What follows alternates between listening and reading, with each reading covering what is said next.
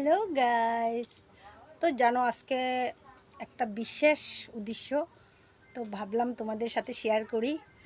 তো আজকে আমার ছেলের বার্থডে। তো তোমরা সবাই আমার ছেলেকে আশীর্বাদ করবে যেমন ও ভালো থাকে, সুস্থ থাকে। তো আমি ওর জন্য আজকে ওর মন পছন্দ রান্না করেছি, বুঝলে বন্ধুরা।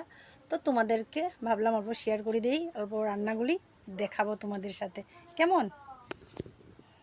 তো দেখো বন্ধুরা, যে আদা, কাঁচামরিচ, তারপরে পেঁয়াজ, রসুন সব রেখেছি কেটে কুটে। আর এদিকে গাজর, আর গাজর কাটছি, বিন কেটে রেখেছি।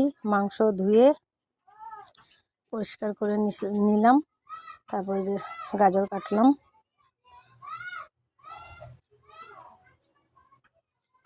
গাজর কেটেছি।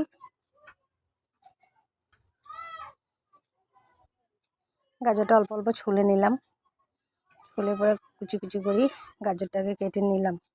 বিনটাও কাটিয়ে নিলাম, বিন কাটিয়ে এক সাইডে রেখে দিয়েছি, আর গাজরটা রেখে দিলাম।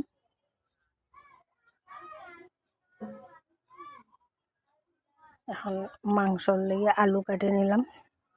আলু বেশি দেবো না, কেন কি আলু বেশি আমার ছেলে আর মেয়েটাই ভালোবাসে, আমি বেশি ভালোবাসি না। এদিকে মশলা প্রেস করে দেব, তো মশলাটি ধুয়ে নিলাম, ধুয়ে প্রেস করে নিলাম। এদিকে ফ্রাই ডিশের চাউলটা বসাই দিলাম। এদিকে বিনটা অল্প করে নিলাম, ভেজে নিলাম, বয়েল করে অল্প ভেজে নিলাম। তারপরে আলুটা ভেজে নিলাম এদিকে দিয়া, এক সাইডে আলু, পেঁয়াজ, তারপরে তেজপাতা, এলাচি, দালচিনি দিয়ে দিলাম মাংসত। যে তেজপাতাটা দিয়ে দিলাম, দিয়ে অল্প লাল করে ভেজে নিলাম। ভেজে দিয়ে দিলাম হলুদের গুঁড়ো 2 চামচ, দিয়ে নাড়াচাড়া করে নিয়ে আর নুন দিয়ে দিলাম।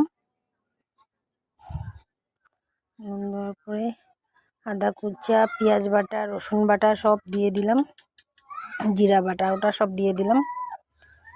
দিয়ে মশলাটাকে অল্প সাতলাইয়ে নেব। মশলাটাকে যখন ভাজা হয়ে যাবে, ফুটফুটে উঠেছে, মশলাটা সাতলাইয়ে নিলাম। মশলাটা সাতলানি হয়ে,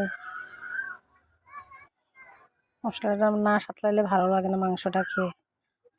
তো মশলাটা হয়ে গেল, তো মাংসটা দিয়ে দিলাম। এখন মাংস দিয়ে নাড়াচাড়া করে নিয়ে ঢেকে দেব।